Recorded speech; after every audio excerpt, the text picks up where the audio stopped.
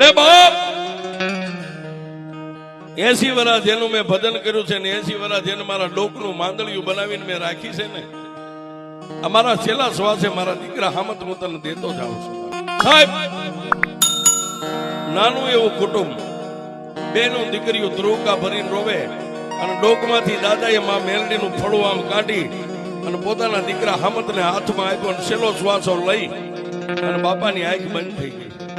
પછી જેમ પોતાના બાપે જેમ ડોકમાં રાખી તેમ માં મેલડીનું માંદળિયું હતું, નાનું એવું 3 ઇંચનું ફળું હામતે ડોકની માલિપા પહેરી લીધું છે.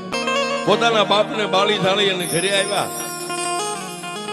1 દી 2 દી 3 દી આમ કરતા 12મું પોતાના બાપનું 12મું વીતી ગયું. પછી હામત ખેતી મજૂરીએ વયો જાય.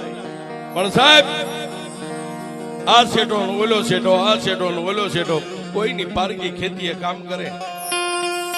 બપોરનો ટાઈમ થાય ને જે કાંઈ ડુંગળી હોય, રોટલો હોય, ભાત ખોલે એટલે પેલું એક રોટલાનું બટકું લઈને માં મેલડીના ફળાને અડાડે ગઈ મારી મેલડી મારી.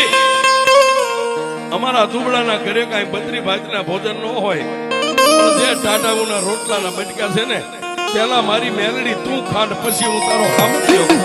આવી રીતે પોતાના બાપની જેમ પોતાની ગરીબાઈમાં દિવસો કાઢે. પણ જેને ડગલે મેલડી, પગલે મેલડી, હુતા મેલડી, ખાતા મેલડી, પીતા મેલડી, જેના શ્વાસે શ્વાસે માં મેલડીનું ભજન લાગી ગયું છે. પણ 5 વર્ષના વાણા વાયા સાહેબ.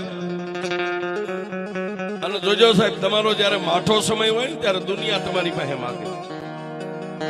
તમારો જેથી મોડો સમય હોય, તમારી પડતીના દી હોય ત્યારે લેણા વાળા ત્યારે તમારો કાટલો પકડે. એમ 5 વર્ષના વાળા વાયા એટલે 1 દી રાતના 12-1 સમયે પોતાના ઝૂંપડામાં હોતો તો નોલું ડોકમાં લાકડાનું ફળું હતું ને એમાંથી માતા મેલડી બોલી, હામત એ હામત એ હામત, આજ તારો બાપ યોગ્ય અને 5-5 વર્ષના વાળા વાયા મને મેલડીને ભૂખ લાગી છે, મારે ખાવું છે, મને કઈ ખવાય ના. આટલું માતા મેલડી બોલીને ઓલો નીંદરમાંથી જાગી ગયો. પોતાના એ ફાટલ ટોટલ ગોદડાની પથારીની માલિપા બેઠો થઈને ડોકમાંથી લાકડાનું ફળું બહાર કાઢી અને નજરની સામે આમ ફળું રાખીને એટલું કીધું, માં મારા ઘરમાં ખાવા ખોરી જાર નથી અને આવી વેળાએ મારી મેલડી તે મારી પાસે ખાવા માંગ્યું, હું તને હું ખવાનું. તેથી લાકડાના ફળામાંથી ફરીવાર મારી મેલડી બોલી, એ મારા હમત મને બહુ ભૂખ લાગી છે, મારે મેલડીને તારા હાથે મુઠ્ઠી કણુકો ખાવો છે, મને ખવાય. તેથી હમતે એટલું કીધું, મારી પણ મારી પાસે કાંઈ છે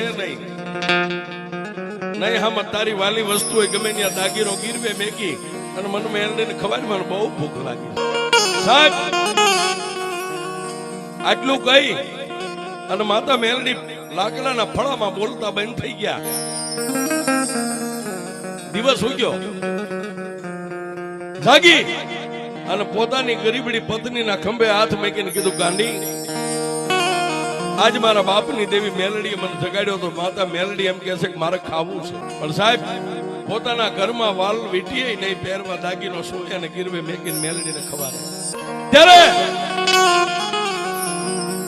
ખાનદાન ખોયડાની દીકરી ગરીબડી બાઈએ પોતાના ધણીને સામે નજર કરીને આંખમાંથી આહુડા મીડા પડવા એટલે પોતાના ધણીને કીધું કે એ ધણી રોજ નહીં. પણ સાહેબ હામતે એટલું કીધું કે રોવું નહીં તો કરું હું, મારી માતા મારી પાસે ખાવા માંગે, મારા ઘરમાં કાંઈ છે નહીં, મારી દેવીને હું ખવાડું. અને ભાઈ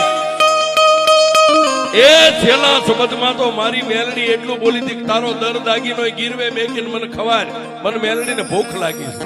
તારી માથે કે મારી માથે નાનો મોટો દર દાગીનો નથી, આપણે ગીરવે હું મેકી આવી. પણ હામતની આંખમાં જયારે આહુડા પડવા માંડ્યા ને, ફાટલ ટોટલ હાડી હતી એનાથી પોતાના ધણીના આહુડા લૂખી અને એટલું કીધું કે એ દાઢી મૂછના ધણી રોતા તો અમે બાયુ હારી લાગીએ, તમે રોવો તો રૂડા ન લાગો, બંધ થઈ જાવ, રોવાય નહીં. પણ જેથી હામતે એટલું કીધું, મારી દેવીને હું મારો હું ખવાનું. તેથી એ ગરીબડી બાઈએ પોતાનો દીકરો એક બાજુ આમ હૂતો હતો ને સાહેબ, દિવસના 9 વાગી ગયેલા અને ખાટલામાં પોતાનો એકનો એક દીકરો 13 વર્ષનો હૂતો હતો ને, પોતાના ધણીને કીધું કે આપણી પાસે એક દાગીનો છે. પણ ઓલા ગરીબડા કોળીએ હામાંથી એટલું કીધું પણ ઘરમાં કાંઈ છે નહીં, અને તું એમ કહેશ કે દાગીનો છે. કયો દાગીનો? જો સામે ખાટલામાં હૂતો. હા હા હા, મારો છોકરો. હા, માતાને ખવારવું છે ને, ગમે ખેડૂની વાડીએ હાથમાં પાવડો લઈને પાણી વાળે એવડો, એ આને ગમે ને ગીરવે મેક્યા અને એમાંથી રૂપિયા આવે ને, એ રૂપિયા લઈને માતાને ખવારી દે.